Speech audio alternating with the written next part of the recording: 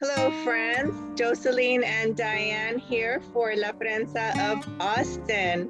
Today we have the pleasure of welcoming our new friend, filmmaker, award-winning filmmaker, Mario Bobino. And he has made a movie called My Culture. And he's out of Oakland, California. They call him the Spike Lee of Oakland. So his newest film, which is My Culture, is out on Amazon On Demand Prime, and it stars as the protagonist, actress Elena Esther, and she's also an award-winning actress. So here for you, I present to you Diane and Mario. How you doing? Thanks for having me on your platform, and it's also on Tubi TV, so you can watch it for free on Tubi TV. And that's the poster right there behind me, my backdrop. So therefore, you won't have a hard time finding the film.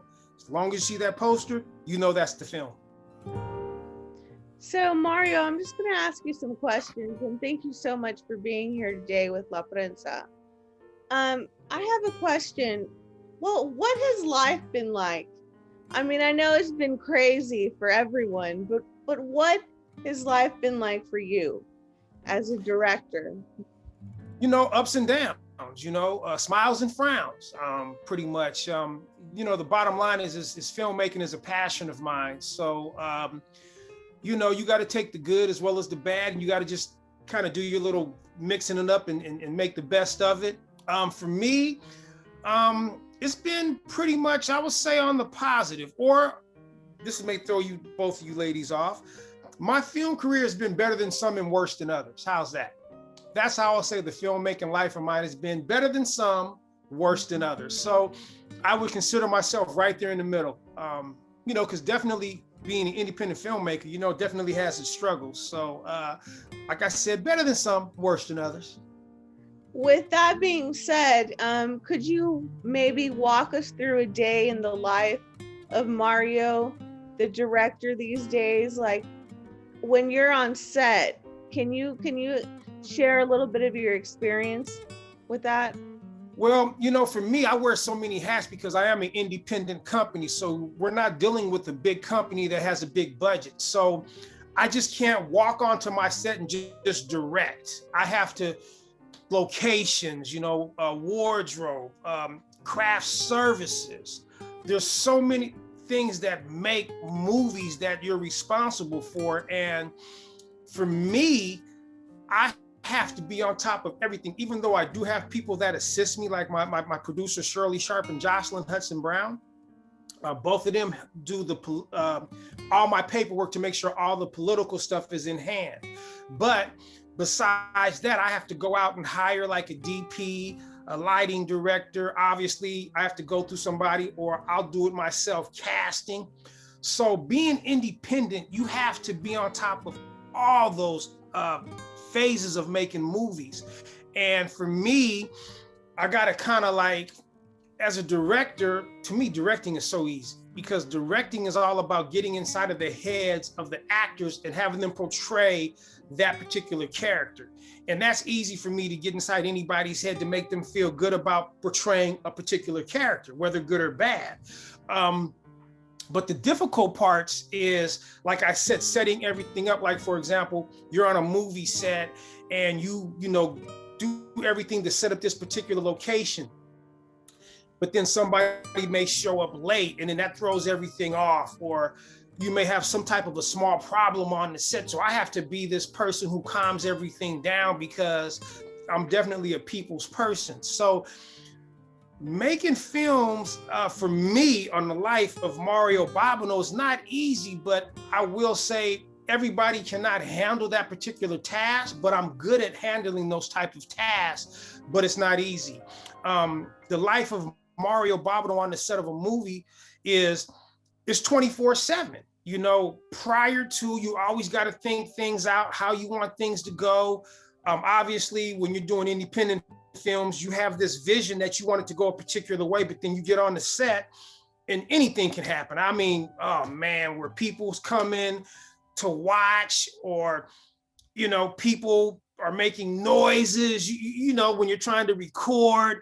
So you just have to deal with all those facets of filmmaking. And I enjoy it, but you know, it's not easy, but I enjoy it. So like I said, it has its ups and downs, but for the most part, is whatever project we're filming is, at the end of the day, it's like, wow, we did it. I don't know how we did it, but we did it. You know, you have to try to figure out a way to make it get done. So that means you're dealing with so many people, so many different attitudes. You really can never show like disappointment in people. You know what I mean? Like for example, I remember we was doing My Culture, and you know, I was paying people, and a couple of times, you know, my actor would show up late, and it's like, you know, it kind of just made the set a little tension because everybody else was there like hours before, you know what I mean? But me, I'm upset, but when I see this person, I can't be like, because then that's gonna mess up the whole set. So you kind of like got to kiss a little bit of ass, if you know what I mean, just so you can get through it. But you just take a note of like, this person showed up late, you know what I mean? But that comes with everybody when you're an independent filmmaker. Even though everybody's waiting and somebody shows up late, obviously you're pissed because we've been on set for a whole hour waiting for this person, and you're calling the person, I'm en route, what's your ETA? You know what I mean? So once they show up, you can't be like, where are you at? You can be like, hey, how are you doing? Thank you for coming. You know what I mean? So therefore you can get inside their head. So therefore they can portray the character that's in the film. So like I said, ups and downs, but for the most part, it's exciting and very rewarding. There's another question that I absolutely have to ask you. With the film My Culture having such a solid Latino cast, is there a particular bit of affection as a filmmaker you have for Latinos and Latino audiences? Yes, well, you know, I grew up in Oakland, and I went to St. Elizabeth Elementary School, which is pretty much a predominantly Mexican, you know, strong Mexican base. And, you know, and my neighborhood was a strong Mexican base. It was blacks and Mexicans pretty much. So, and I just always, like my neighbors, they would invite me to their quinceañeras, the birthday parties as a kid growing up. And it was just so much fun. And then we would invite them over to ours. And it was similar, but it wasn't similar. You know what I mean? So I could basically say, even though I don't really know Espanol as much as I should know, but I kind of just grew up fascinated with their culture and their struggles, and respected it and admired their culture. So when I made this particular film, I just thought about how Oakland, the Bay Area, is predominantly, you know, Mexicans and blacks. And then I started noticing, which is really weird, has nothing to do with the question you just asked me, is I'm a retired youth probation officer. And when I was institutional probation officer, and it was mostly Mexicans and black kids. And when I would go and check the kids' rooms, because you got to always check the kids' rooms to make sure they don't have no contrabands, all the black kids had Mexican girlfriends, and all the Mexican kids had black girlfriends. I'm like, wow, this was like 5 years ago. And I was like, man, this will make a good, interesting movie, because I see so many, and then in society today, I see so many Mexicans and blacks dating each other, marrying each other. So I said, you know what, this would be great for a film, because we do have a lot in common. And I think both races are beautiful races. I like how we encompass our race, the things that we do, like the quinceañeras, the parties, you know, and just how, you know, we just get along. So that's what made me make this film was, and then I think that it needed to be made, because you still have prejudices on both sides, you know, like some family members like, why are you messing with that particular race? You should be sticking with your own race. But as we get older in today's times, I always tell people when I was talking to my kids inside the institution, it's like, you know, I like this person because this person makes me happy, opposed to me being forced to be with somebody that's a part of my race that we're arguing all the time. And that's in general now for me, is be with somebody who makes you happy. And when I made that particular film, I just saw the youngsters and the people in society, because I'm a people watcher. So whenever I would see these mixed races together, they just seem so happy. And I'm talking about at fairs, concerts, you know, they just seem very happy. And I said, you know what, I like that. Now, don't get me wrong. You have a lot of people in the Mexican and black race that don't want to see you know, the races get together, but I think they could because they're bitter. But for the most part, be with somebody who makes you happy. And like I said, both cultures are very proud of their cultures, you know what I mean? And that's what kind of prompted me to want to make the film. And then not only make it, what I like about this particular film is once people see it, it brings up discussion. And that's what, you know, I wanted to do with my film, is make sure people have a discussion about races. And if you have a discussion about races, it makes you understand races a lot more better. It takes away the prejudices. And that was my goal with this particular film. Wow. I noticed you're a big Oakland Raiders fan. I saw your interview with Derek Hill, which reminds me of many interviews that I've seen with Spike Lee. I mean, everybody knows that he loves the Knicks. And it feels like there's a lot of through lines with your work and Spike Lee's work, where you address a lot of the same issues. I can totally see the comparison between the two of you, why it's been made. Has Spike Lee inspired you as a filmmaker? No doubt. Let's say, like I said, if you was to cut me, I would bleed silver and black. And before I go back to the Spike Lee question, growing up in Oakland, the Raiders was heavily involved in the community. My elementary, junior high, and high school, they would always come and talk to us, you know, and here I am as a kid, and I'm like, oh, that's Gene Upshaw, that's Cliff Branch, that's Fred Biletnikoff. These guys, Phil Filippiano. They would come and they were so embedded in the community, and as a kid, you embrace that. Now back to Spike Lee, my senior year in college, he came out with the movie She's Gotta Have It. And I saw it was in black and white, and I was like, man, that's cool. You know, there's an independent film that's not backed by this big production company, Warner Brothers or anything like that, Columbia Pictures. So when I saw She's Gotta Have It, I was really inspired by Spike Lee's work. So when I saw that, that kind of gave me inspiration. Like, you know what? I know what he did was not easy. I know, but I'm out here on the West Coast. I'm gonna try and make an attempt. And then after I saw She's Gotta Have It, when I came back home to my hometown, Oakland, from college, one thing I did is I used my resources. I graduated from Oakland High School, and my first film was about City Life, which is about friends reuniting. Or no, it was about my high school experience, my 12th grade year. So I went back to my high school, Oakland High, and I was still cool with the principal and my English teacher, Miss Sattersfield and Miss Smith, Brenda Smith, and they allowed me to come and talk to the class and ask them if they would be extras in my film. So, you know, I was able to go back to my high school and make my first film, which I call my thesis, called City Life. It's on YouTube. It's on my webpage, YouTube page. It's called City Life. Now, we did shoot it on video, but what makes me so grateful for that particular film was I was able to use my high school.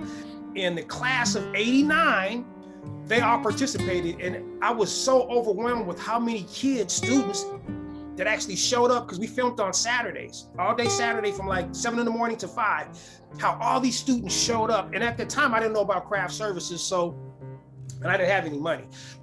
So I said, hey, can you guys please come help me out? I'm doing this film called City Life. Can you guys please bring bag lunches? Because I couldn't afford to, craft services when you feed everybody. So all these kids were showing up with their bag lunches, and we had such a great time. But it was shot on video, so the quality's not that, a VHS camcorders, as a matter of fact. But that brings back so many memories for those kids showing up on a Saturday, bringing their lunches to be in this film of mine. And it was pretty good, but like I said, it was shot on video. The audio was horrible in some areas because I was using the audio from the actual camera. But so Spike Lee inspired me to do that. So I've never met him. I'm looking forward to meeting him one day. And now it's kind of interesting because now you have 1,000 filmmakers, if you know what I mean. But back in the days, I was the first person in Oakland to actually start doing films, which was back in 1989. Yeah. That's awesome. Let's talk a little bit about your film Cahoots. There's a compelling focus on people kind of turning on each other and working with other people. Yeah. Can you tell me exactly what attracted you to that story? Wow, that's a good story. Now, remember, I'm from Oakland, so Oakland has a TV station. The Oakland Unified School District has a TV station called KDOL. And when I was in Oakland at the time, I saw that they had a void in sports. So I went down there, talked to the station manager at the time, which was Noel Gallo, who's a city council member now. I said, hey man, you guys ain't got no sports. Can I somehow contribute what I know about sports and help the TV station out? So I started doing sports down there, and then Noel left, and then my friend Robert Lamone became the station manager. And me and Robert Lamone are around the same age. He grew up on a different part of Oakland, but we kind of bonded, right? And it was so funny. I mean, not to talk about really Cahoots that much, but you know, Cahoots was about two friends going into business doing porn movies. So when me and Rob was at KDOL, I was like, hey man, we should start doing some skin flicks, you know what I mean? Because we had all this equipment to our, you know, exposable to us, you know what I mean? Had access to it. So, you know, we never really did it, but we talked about it, we joked about it. And remember, I am a filmmaker. So I said, hey, I'm finna write a script, because me and him became really close. Robert Lamone is Hispanic. What's up, Rob? And so I wrote a movie about that. So it was about me and Rob, you know, working at this public access TV station during the day, doing all the things that you're supposed to do. And then at night, we're sneaking out doing these porn flicks. And that's what the movie was about. And I was very fortunate, very fortunate. I started making a name for myself out here in Oakland, so a lot of people knew about me. I was doing a lot of musical videos and things of that sort.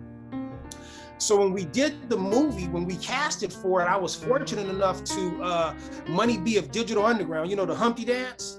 Oh, Money B, he's, you know, he somehow, we're far from Oakland and we seen each other at the store. I was like, hey man, he says, hey, ain't you to do that Beyond KTVU? I'm like, yeah, man. I said, hey man, I'm trying to do a movie, man. Would you be interested in being a part of it? He says, yeah, man, I respect and like your style. So I said, hey man, I want you to portray me in this movie, you know? So having Money B in that movie, and that was Money B's first feature, and we shot that movie in 1999. And I just remastered it. So now it's available on Amazon On Demand, and it should be on Tubi within a month. We're working out that right now. But I was so fortunate enough to get Money B to portray me in this movie. So if you guys ever see Cahoots, Money B is portraying me in the movie. And the character Alex is portraying Robert Lamone. But like I said, it was just me and Robert the same age. So me and Robert Lamone had the same energy. And KDOL, I was from KDOL from 92 till 2015. Rob retired in, I believe, 2010, but we had the best of times. And to this day, like, you know, when I got married, he was my best man in the wedding. So we had a very beautiful bond. So when it comes to Cahoots, very memorable because it was about, you know, two friends, which was me and Robert Lamone. That's awesome. You established Debonair Productions in 1988. Yes. What was that like for you? Did you start it alone? Did people in your community receive your production company well? Tell us what starting a production company is really like. Wow. Well, first and foremost, I was fortunate enough. The Lord blessed me because when I first came out of college, I met the director for KTVU Channel 2, Fred Zender. Channel 2 is a very popular TV station in Oakland. And I was able to get an internship right out of high school. Right out of college. So as soon as I graduated from college, I spent a whole year at Channel 2 understanding the importance of television. And I got so lucky because I met my mentor, William Bill Moore. He was the head cinema photographer at Channel 2. So he was a Black man. And at that time, there was hardly any Black people working at Channel 2. So I identified with this man and we bonded. He became my mentor. And he said, so what do you want to do, Mario? And I was like, you know, do you want to really be in the news or do you want to make movies? I'm like, I'm honest, I want to make movies. So he says, well, if you want to make movies, this is what you're going to have to do. And he says, you can go to Hollywood. And I'm like, well, I really don't want to go to Hollywood. I kind of like it. So he says, well, you know, you need to start your own company. So I was like, wow. Okay, companies. So I did research on companies, and I'm very fortunate enough to have a friend who played high school football with me, who also was 1 year younger than me. His name is Lionel B. And Lionel B worked with Bill Graham. Bill Graham was somebody who did promotions, concerts, and things of that nature. So Lionel B started working for Bill Graham. And now he's a big time concert promoter. So I got in contact with Lionel B and I said, hey, Lionel B, man, I want to start a company because he already had his company started. So he told me exactly what it takes to start a company. And he wrote down like 20 things that you have to do. And I was like, wow. scratching my head. And I'm like, I could do it because I have the energy to do it. So obviously I reached out to a couple of friends I went to school with, because I'm back in Oakland now. And all them guys was like, yeah, I'm down. I want to be a part of your company. I want to invest money and things of that nature. And they was just all talk except for one person. May his soul rest in peace, Greg Gilbert. I love you, Greg Gilbert. Greg Gilbert, who was also the same age as me, a classmate of mine. We've always been very close. He says, hey, Bob, I really admire what you're doing. I want to invest in your company. So he actually invested in my company. And by him investing in my company, I was able to start my business. And then, you know, I still tried to get other people to invest, but, you know, people was doing this. But so then I got another job in reference to, therefore I could, you know, pay whatever bills needed to be paid from the job that I had, because to run a business is not easy. There's so many taxes, P.O. box, logos, letterheads, just so many things. And then I was able to come across a woman who saw about my company. Her name was Jocelyn Hudson Brown. And she says, hey, I like what you're doing. I want to be a part of that. So then Jocelyn jumped on my company and she took care of all my legal work. And then another woman jumped on, Shirley, Rhonda Wood, Jerry Hodges, who played football with me from at Merritt Junior College. So then I started having people that I knew started to want to be a part of this company. And then we just kind of grew from there. But I will say Greg Gilbert was the first person to invest in my company. Bill Moore is the one who gave me the knowledge about, hey, go out on that ladder and try it. If this is what you want to do, go for it. You're young, and if it doesn't work, you could fall back into the work world. So I jumped on it. He gave me the business attitude that I needed to be an entrepreneur in the filmmaking world. And then everything else fell into place. But without Fred Zender, I never would have met Bill Moore. Without Greg Gilbert, I wouldn't have been able to open up the business Debonair Productions. Without Lionel B's knowledge, I wouldn't have known about, you know, how to run and operate a business. Then Jocelyn came in and she made sure that everything that I did was legal. And then Shirley came in and assisted. But it wasn't easy. But if you have positive energy, you're going to start to attract positive people. And that's what I was doing. Even though, I hate to say what I'm about to say, you did have a lot of people that was like, man, why is he doing that? You know, that was hating on me. But like I said, that comes with anything that you do. You're going to have people that don't want to see you be successful. But because of the positive people that I mentioned, they seem to always filter out the negativity in reference to trying to start up a production company. Wow. I was intrigued by a tag I read that stated that your film Consequences is a homeboy's version of The Big Chill. Yes. How do you balance the points you want to make and the stories you want to tell? Well, when it comes to Consequences was really a pickup of Boys in the Hood. We all remember the great hit Boys in the Hood. Boys in the Hood was about friends that were in high school. Consequences was about once that person graduated from college, we all end up coming back home. So you come back home and then you have friends that you went to school with. They're doing way different things than what they were doing in high school.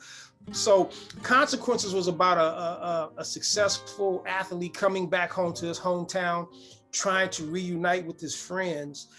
And, you know, some of the friends was, you know, Oakland's known for drugs and things of that nature. It's just unfortunate, but that's just the way it is. So this person has to come back home, and one of his closest friends is now in the drug game. And it's like, when you're like 22 years old, and you come back home and it's like one of the people that you just went to school with 4 years ago is now so heavily involved in the drug game. It's so hard to just separate yourself from like your best friend. So there's consequences that go with that. And, you know, I was so fortunate enough to do that movie. Thank Sean Billups and I forgot the other person's name, Sean Billups, and Ken Robinson, they executive produced the movie. But Consequences was a very successful film for me because it ended up getting picked up by Blockbuster and Hollywood Video, and it did really well. Every time we would go into Hollywood Video and Blockbuster Video, the movie would always be sold out. So that movie did really, really well for me. We got good publicity by it. We had a big feature on BET. They came out and did a story on Consequences. We got to premiere it at the Grand Lake. Thank you, Alan and Sean, for letting us use the Grand Lake.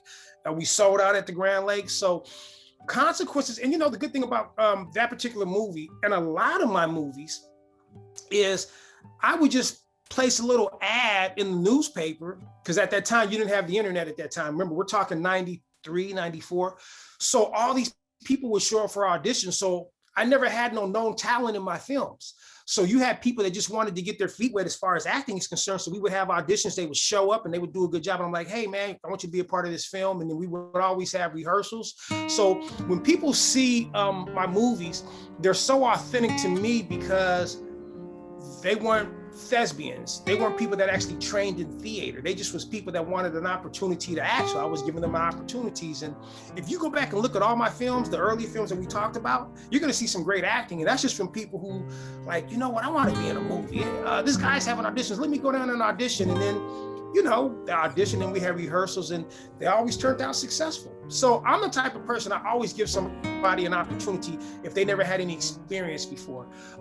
Because we do have rehearsals. Now, if a person wants to be a part of my production, if they like miss rehearsals, then I won't use them because you have to show me that you really want it. So I'm the person that gives people an opportunity, but it's unfortunate moving forward, I would like to start working with more thespians, you know, people that really train to become actors, that really want to go to Hollywood and put their stamp down, because I kind of outgrown trying to give, you know, people opportunities, which I still will.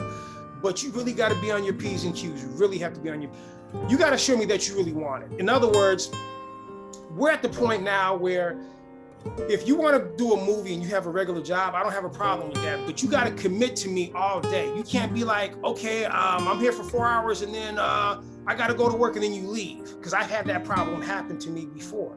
So I tell people moving forward, hey, I need you all day, because one thing about filmmakers, and which you know about, you can't predict, if you have a day set up to film, you can't predict the weather or postponement where we have to start 3 hours later. And there's nothing more hurtful than that person who wants to be in your movie. Oh, well, you said you was only gonna need me for 3 hours. So I tell people now, do not book anything for that day, because I cannot predict what's gonna happen. But normally we try to finish on time, but you never know. So I tell people now, if you're gonna be a part of my production, I need the whole day. Don't talk about you got to go to work later on. But this is what I do during the interview process. I tell a person, hey, if I'm gonna be part of this film, you got to be committed to me for all the days that you're booked for. I need you all day. And if they say, well, I don't know, then I won't cast them.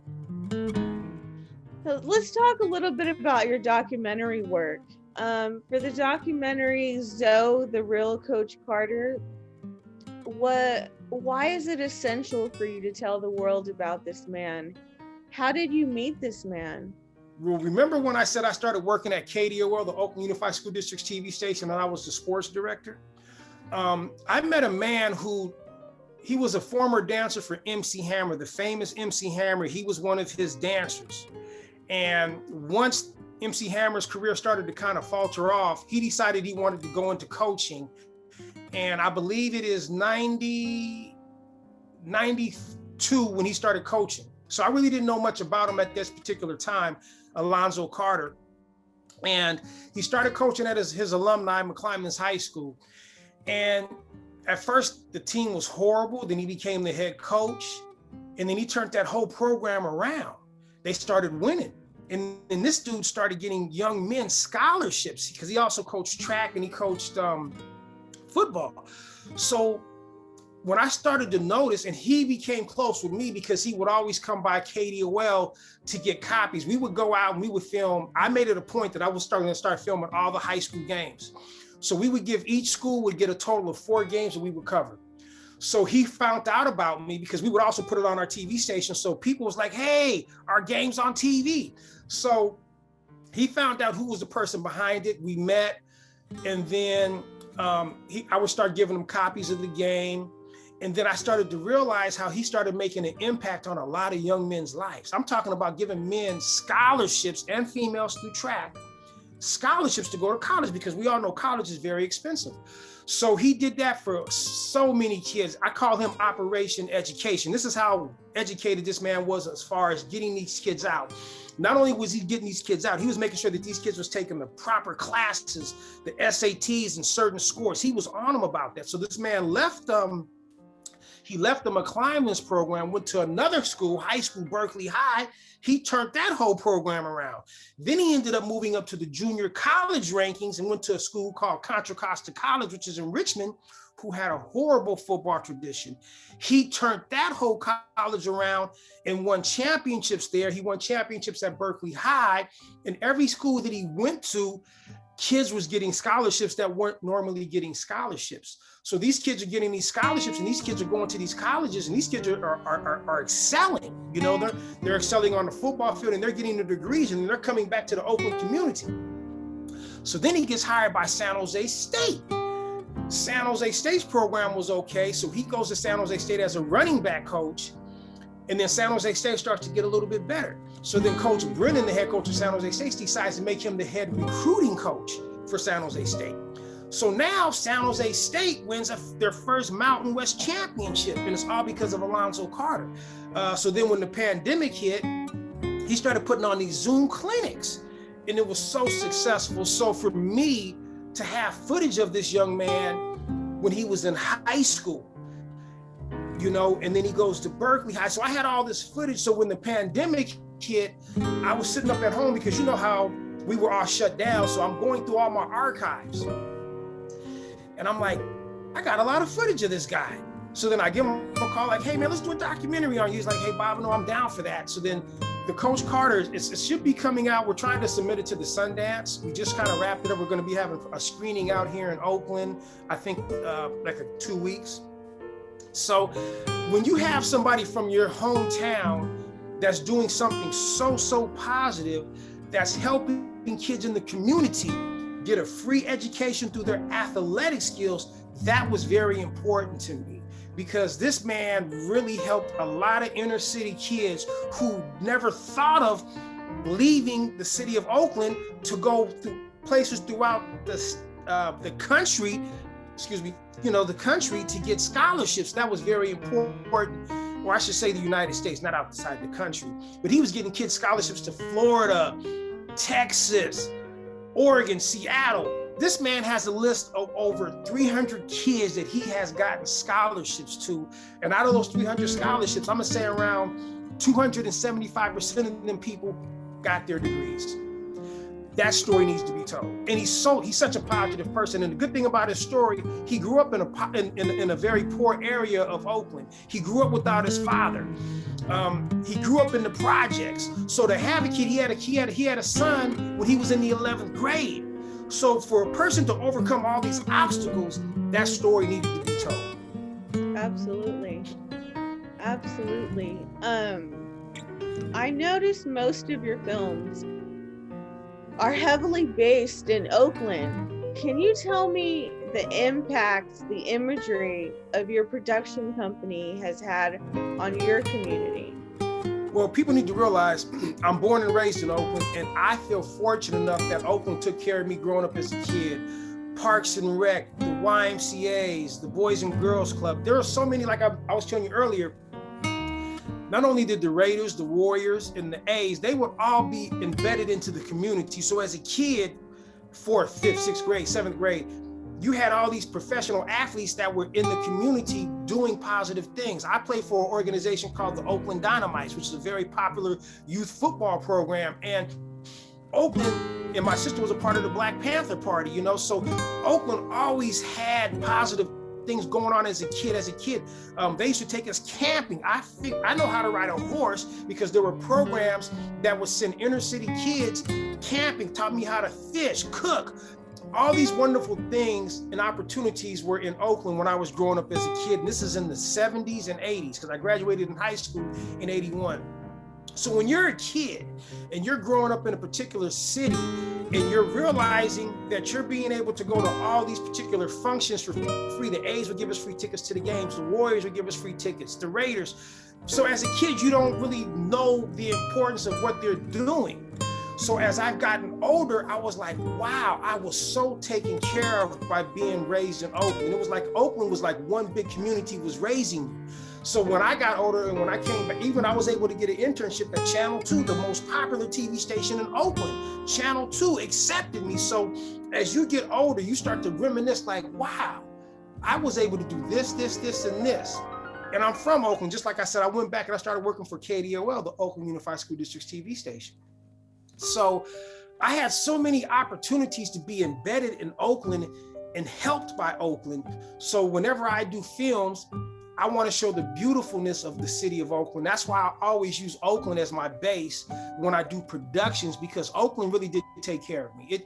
The community took care of me. The people were just so positive. I'm talking about from the people from up in the hills to the people in the flatlands to the people in the ghetto. When they knew Mario Bobino wants to come do a film, because I started becoming very popular in Oakland. I was filming in the worst, as you guys know, barrios in Oakland. We didn't call them barrios, we called them ghettos.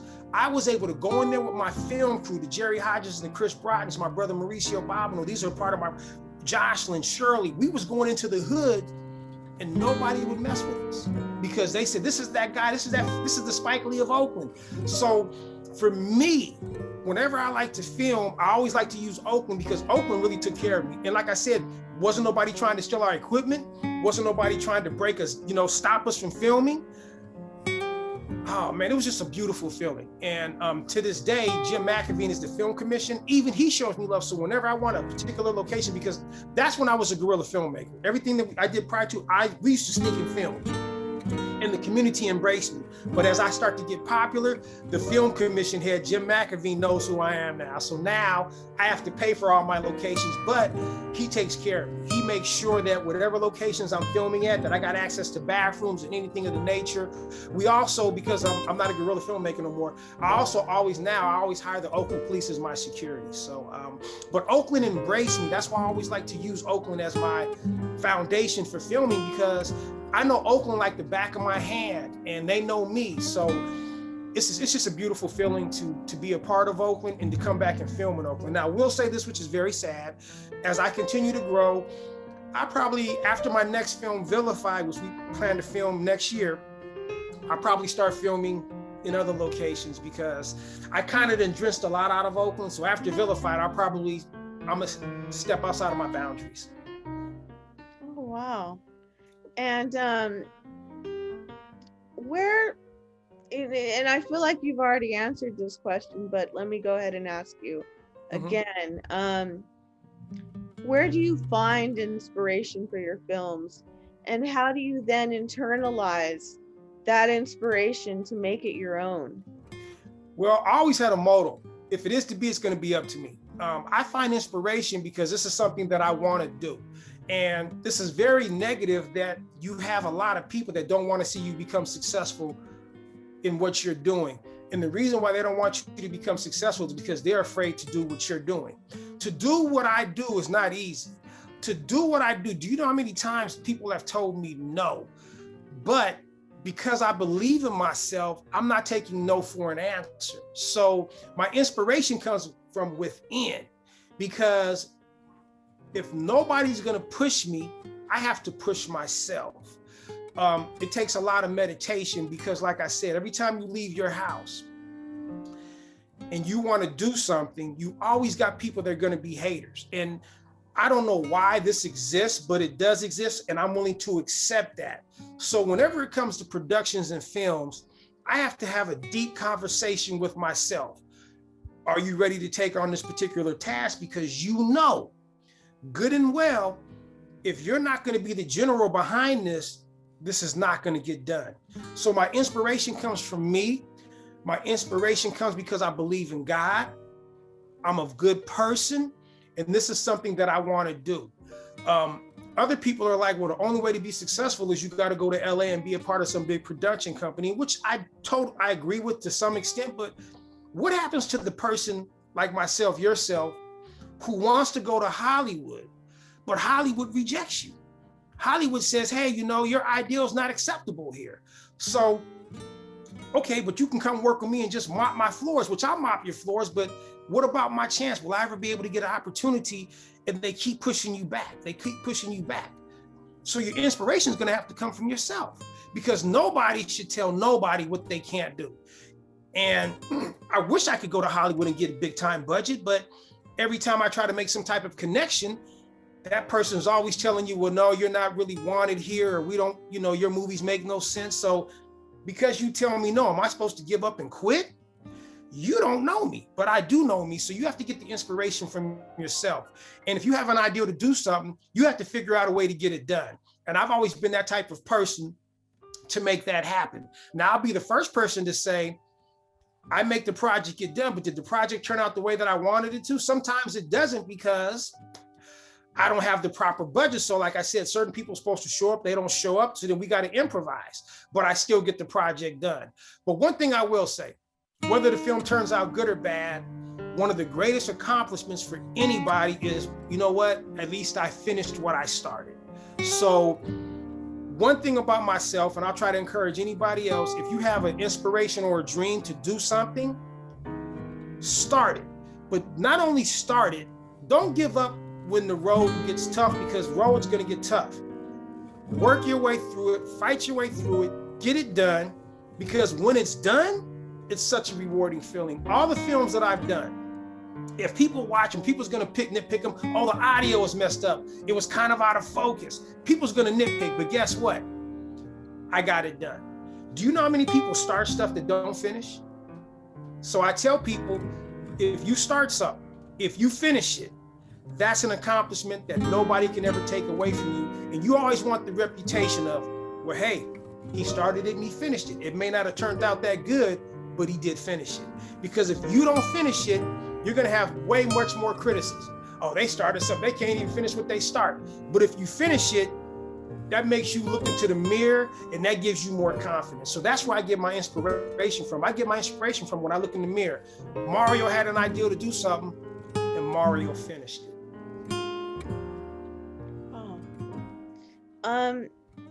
What is your opinion on the value of the film festival?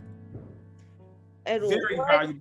What is your view of the film festival and the initial impact the film festival has on the movie?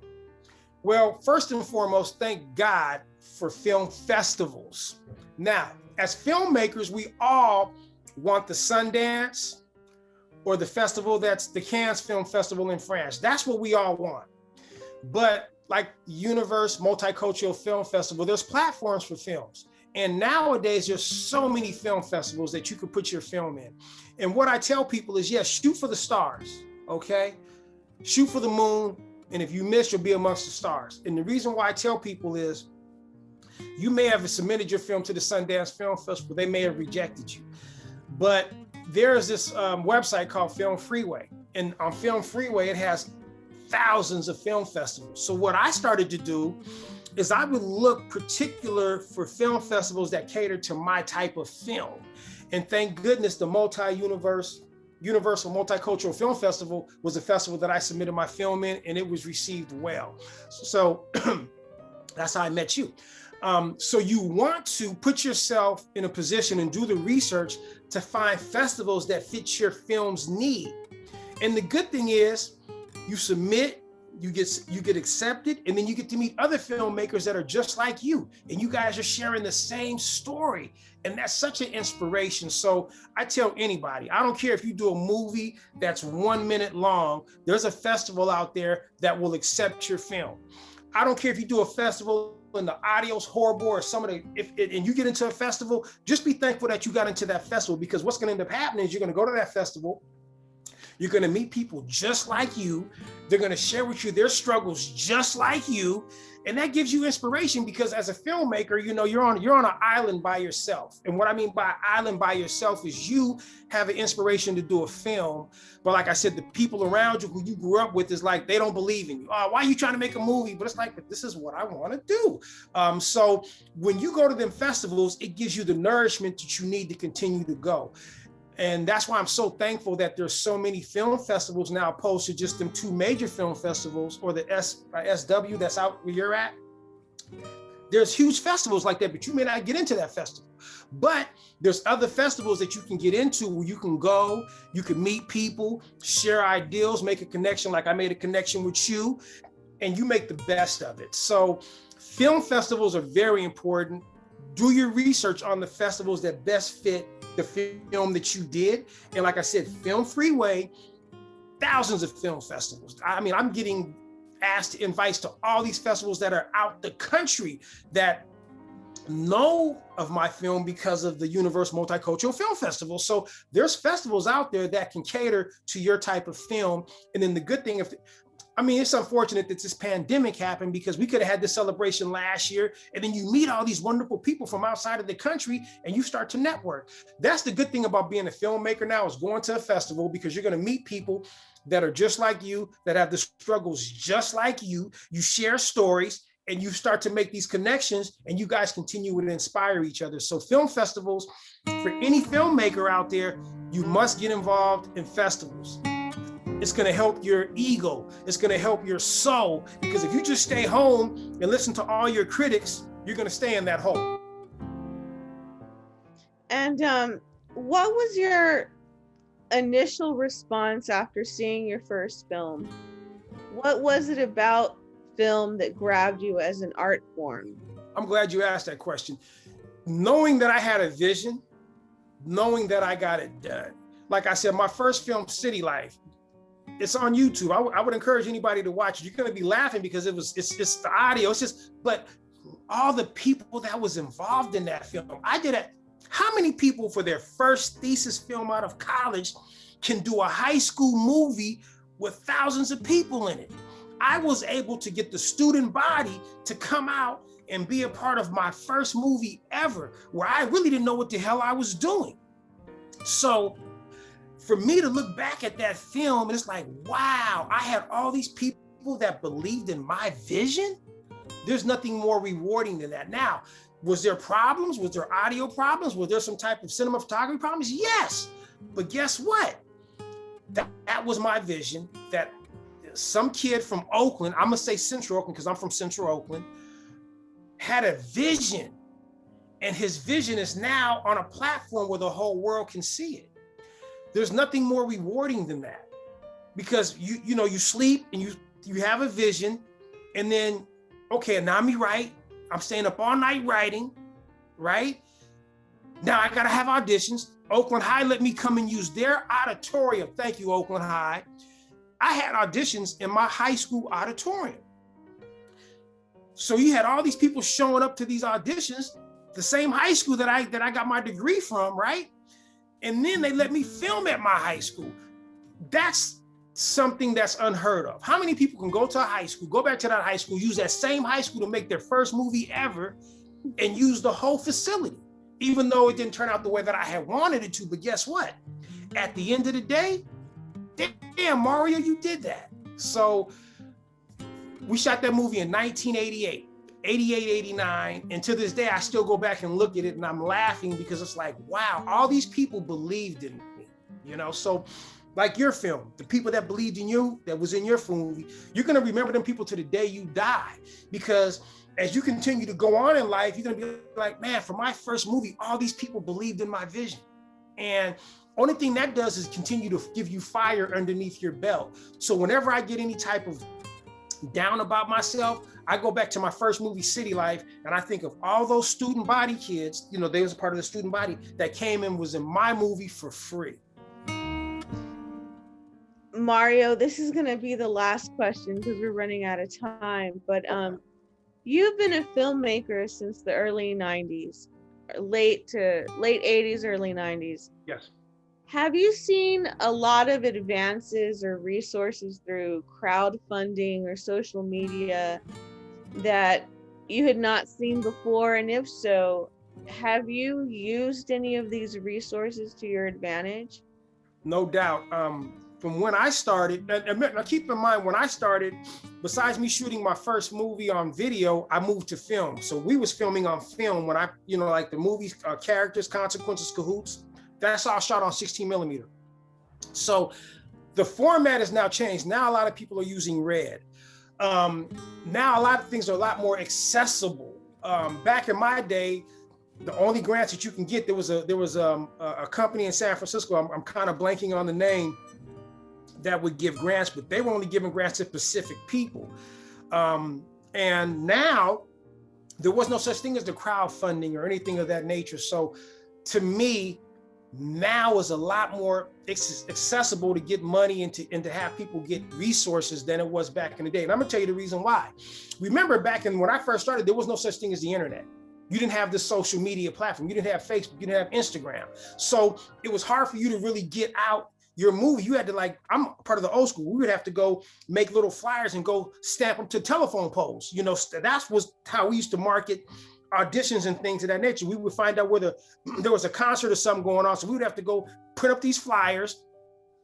Jerry Hodges and Chris Broughton, part of my team, we would go and be stapling, to all these particular venues, where now you can go on social media. So to me, we have evolved, and we have evolved in a positive way where, like you said, the crowdfunding and all this stuff, that was unheard of when I first started. But now it's a lot more easier to try to get crowdfunding. It's a lot more easier to get information from somebody through social media. So it's gotten a lot easier, and I'm thankful for that, because what I went through growing up when I first started, it was so frustrating because I couldn't just reach out to somebody like I could reach out to somebody now. I was it was just really hard to communicate with people. But now I can communicate with somebody outside of the country. So nowadays, I think that a person will have a lesser amount of mistakes because of the social media platform, because there's resources out there that will help you. Now, one thing I will say is it's a lot more competitive. Back in my day, there wasn't really that many filmmakers. Now it's like thousands of filmmakers with thousands of wonderful ideas. So even though a lot of things are more easier and accessible to get to, but you're competing with way more people that are now involved in the business. So you can't get frustrated. You just have to continue to, like the crowdfundmes, the internet is very resourceful in showing people ways of how to get funds. Nowadays, you can go to you could type in somebody's name and get their email and, shoot them an email in reference to your idea, where back in the days that was unheard of. So moving forward, I think we're in a much better place, because I think there's so many wonderful stories that filmmakers have, just like your story. I never thought about your story. I mean, when I saw it, I'm like, that was a damn good idea. So now you have all these people with these wonderful ideals, you know what I mean? So I like how we have so many filmmakers, because your stories are stories that I never thought about. But I'm like, that's a pretty good idea. So I kind of like the emergence of all these up and coming filmmakers. I'm kind of very happy that they have resources where filmmakers can reach out to. I need a cinematographer. I need somebody who can do my lighting. So you have resources where back in my day, it was very limited. And then I hate to say what I'm about to say, and then back in my days, people were very big-headed. Well, if you want to use me, it's gonna, you got to do this and do this and do that. I'm like, God damn. But nowadays, you have a lot of people that are taking up cinema photography, taking up lighting, that just want to get their feet wet. So they're willing to work with you on whatever budget you got. If you don't have a budget, just put my name in the credits. You know what I mean? So nowadays, by how things are moving now, your resources are a lot more accessible, which is what I'm very thankful and happy for.